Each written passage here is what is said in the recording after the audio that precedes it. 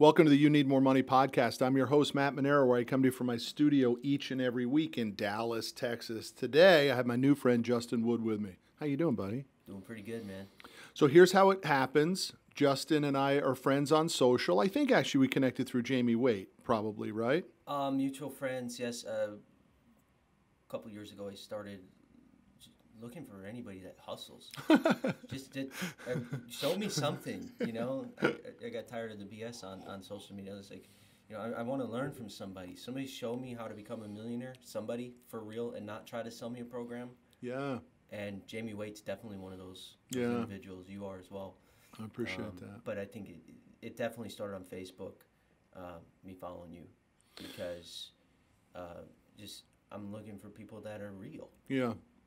Well, I appreciate all those things, but what really connected me to you was how you began to show your journey and your journey in the trucking industry, which is what we finance. So I began to watch you and say, wow, this is kind of really interesting. This is a guy who looks at our industry of trucking with a different mindset than most of the people in trucking, right? This is a guy who's taking Cardone principles and Waite principles, maybe my principles, whatever, and he's putting it into place in our industry, and that means I should pay attention to you. And long story short, he happens to be in Dallas for work, sent me a note yesterday and said, hey, I'm going to be there. I'm going to be 8 miles down the road. Let's get together, and that's why we're doing it. So. Yeah. Whatever it takes, man, because I love it, man.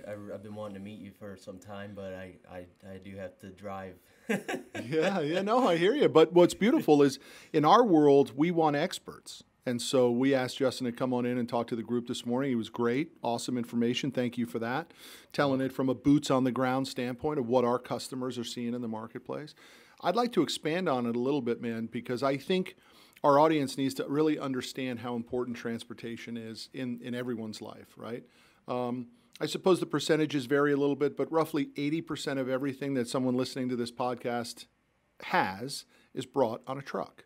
Absolutely. It's the ultimate infrastructure of America. And unfortunately, for most of my 25 career, nobody cared about it. Except for us, right? It was this sliver of a niche, of a niche, of a niche. And guess what? Elon Musk builds an electric truck.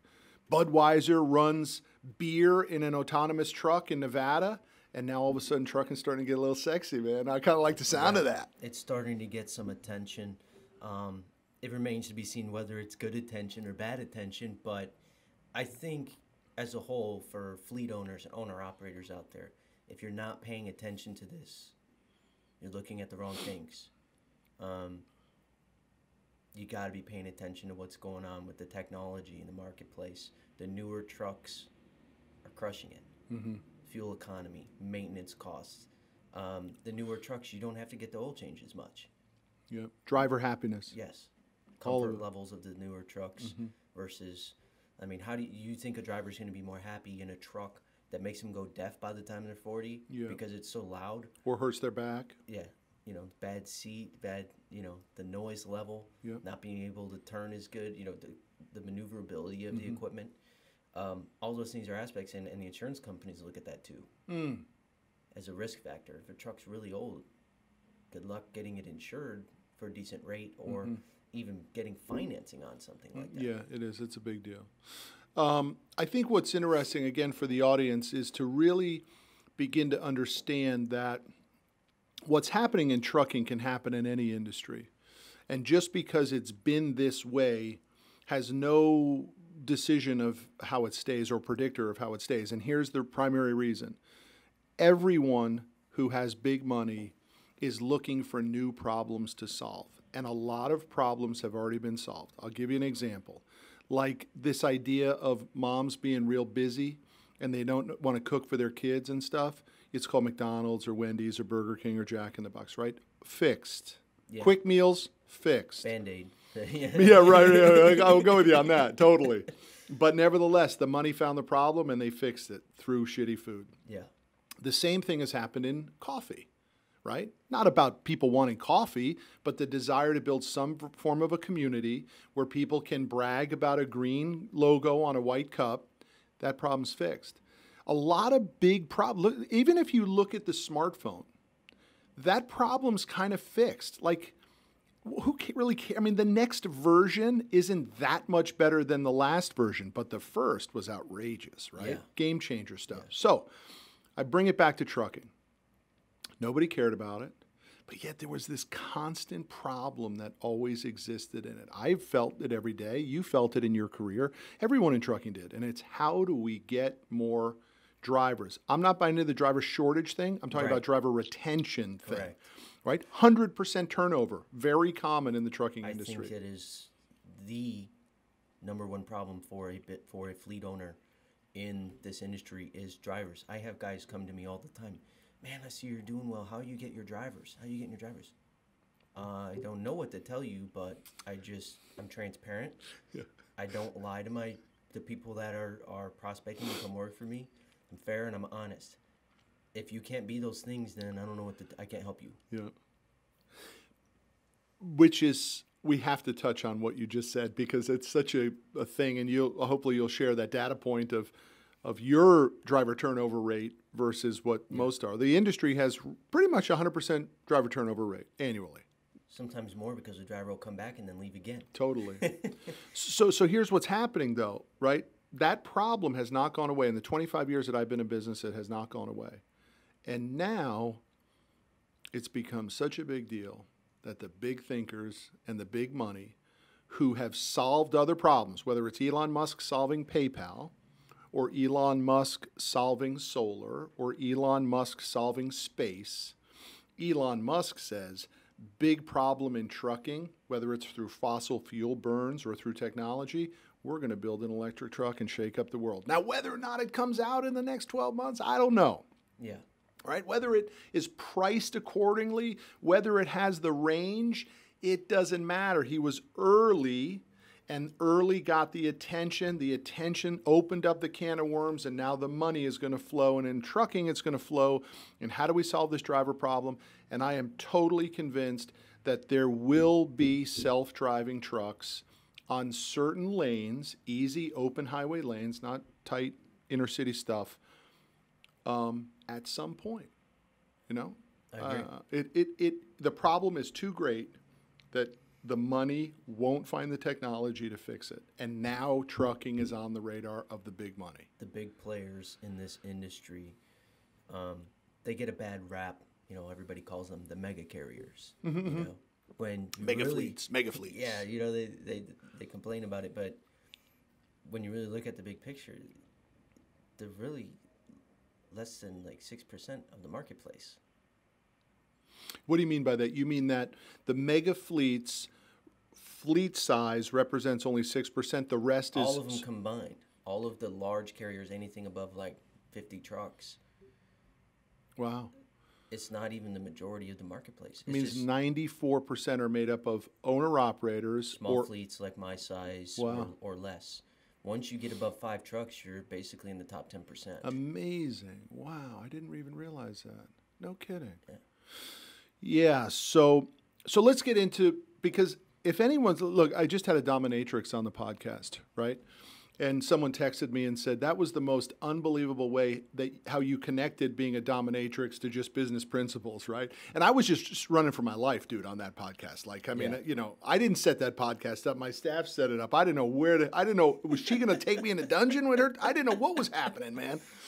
But I was just trying to make the connection back and forth. And I want to do the same thing today, because here's the deal. If people are listening to this thinking about transportation, they're missing the picture of today. The picture of today is fundamentals win, blocking, tackling, chopping wood, but yet out of nowhere, something that wasn't of interest can become interesting. It can be interesting to regulation.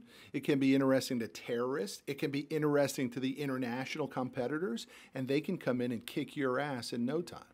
And so the point is, how do we get people to understand that we're talking trucking here, but really we're talking business? Business. Yeah, yep. Absolutely. It's all, at the end of the day, it's all about cash flow for big business or small business. Whether that person wants to try to take a moral high ground and say it isn't about cash flow, it's about cash flow. Yeah. Even conscious capitalism talks about that. They say you can't be conscious unless you got capital, right? You have to make the money first before you can go save the world. And I really, this is probably off topic, but it's a lot of people are always saying money won't buy happiness.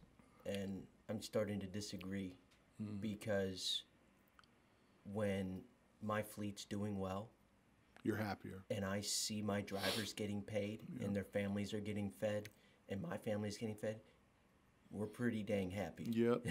So it's real. I disagree. That's real, man. That is real. Yeah. The struggle don't buy happiness either. It definitely doesn't. Right. It causes sleepless nights. It causes us time away from our kids. It causes all that nightmare. Anxiety is huge. Totally. Hair loss. Dude, bad habits, right? I mean, we turn to food, we turn to smoking, we turn to drinking. It's all that stuff. Listen, I've been through all of it.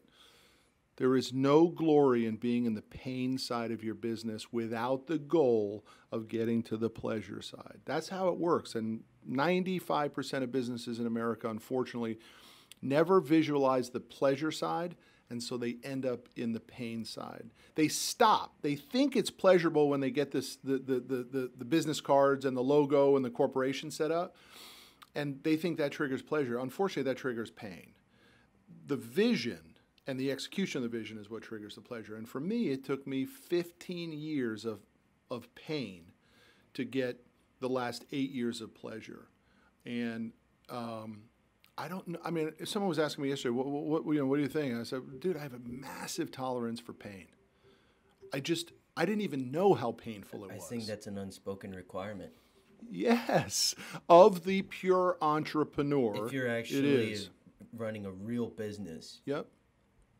If you can't handle the swing, I had a video on YouTube. I talked about the roller coaster, the emotional roller coaster business. It's like, one day I'm happy because I added another truck, and I'm super excited. I get to create another career for somebody, and then the next day a driver has to fire him because he broke the law and did 21 miles over the speed limit. Not hireable anymore.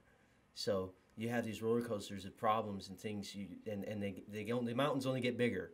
So as you go up this roller coaster of emotions with your business, it just gets. I mean, the rewards are greater and the downs are harder.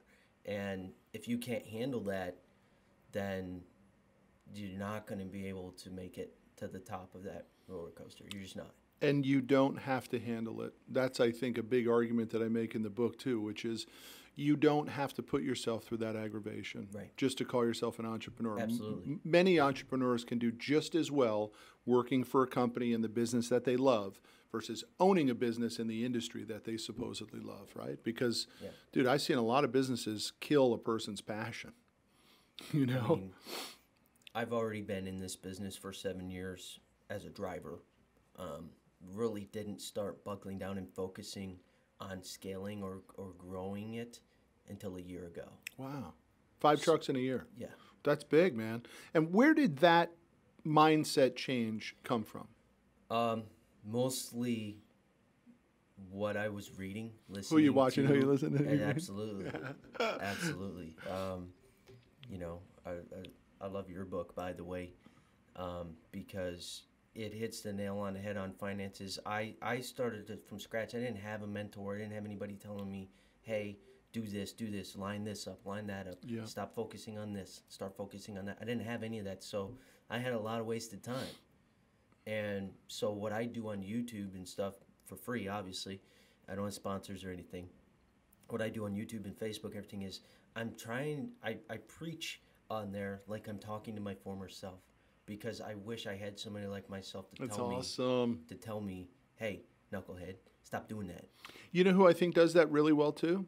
I think is Cardone.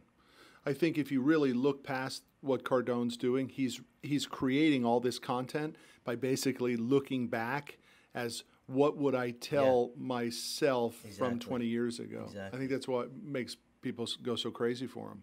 One, it's authentic. Yep.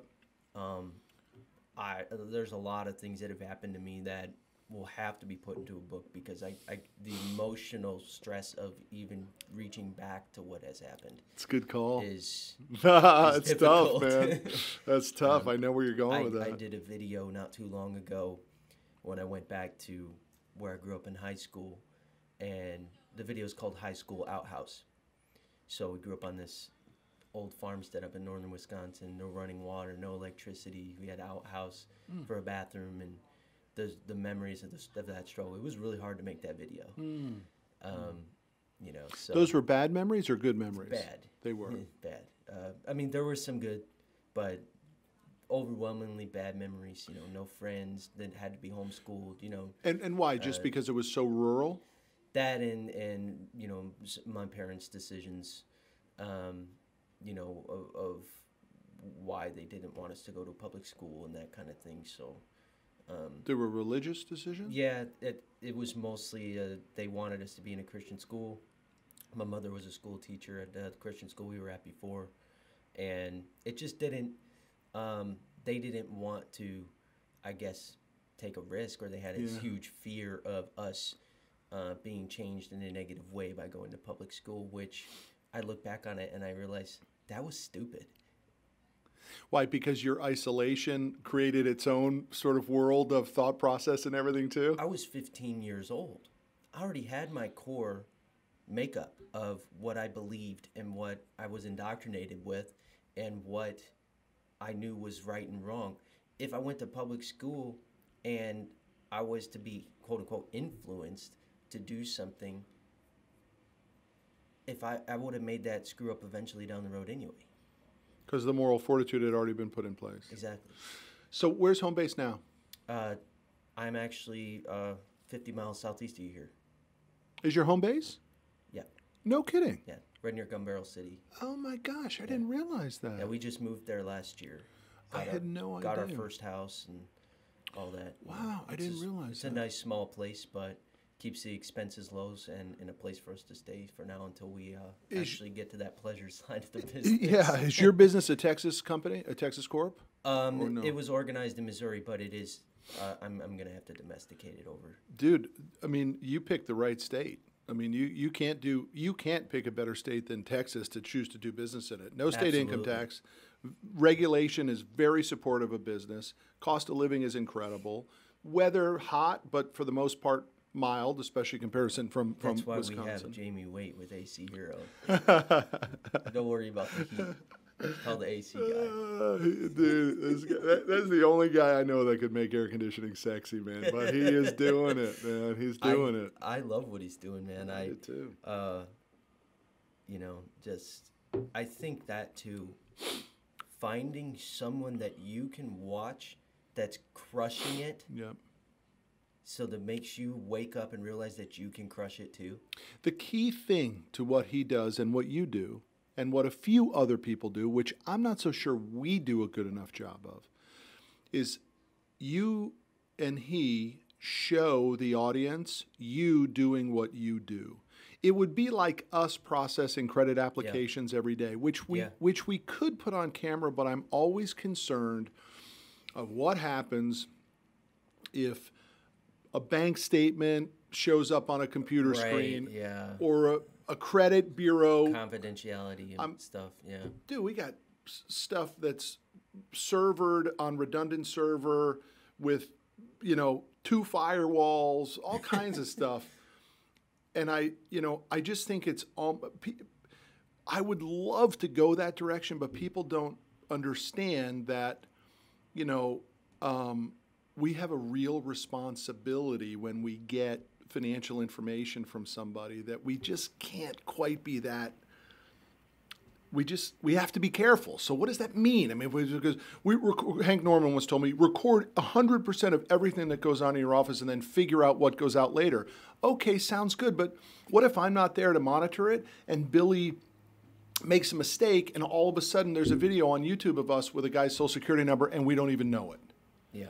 You know what I mean? So to your credit and Waite's credit, you guys are showing the audience. It's definitely a blessing to be able to be in a blue collar line of work where you can actually show the majority of what you do. There's a lot of stuff I can't show just for same reasons you're talking about, like driver issues, no names, no details, that kind of stuff. And because I want to be transparent, but then you have legal issues.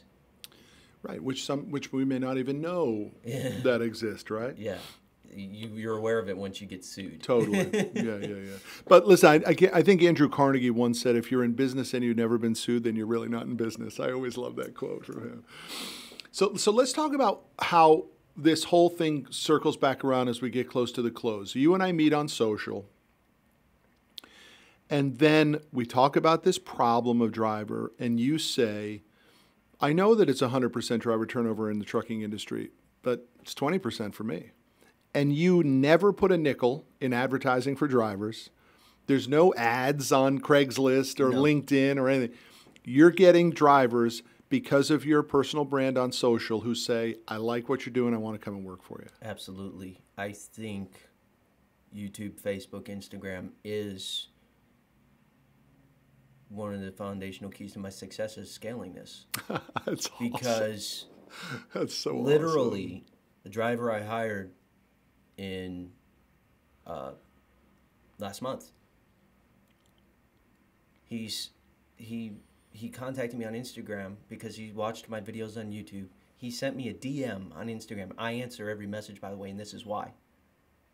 He sent me a DM. He's like, hey, man, I got some questions about my lease I'm in at this company I'm driving for. I'm like, all right, man, what do you got? And he's like, I don't think I'm making enough money.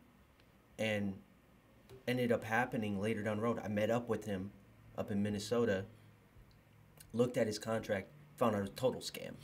Wow. He was getting screwed over left and right. Bad deal. He was only bringing home 30 cents a mile, which in the trucking world, that's nothing. I mean, because I start our guys at 47 cents, and that's my starting pay. Yeah, I mean that's $18 an hour. 30 cents is $18 an hour on a 60-mile. And you're living in the truck. It was, it was ridiculous. But the driver I just hired, Instagram. If I didn't have an Instagram account, never would have hired that driver.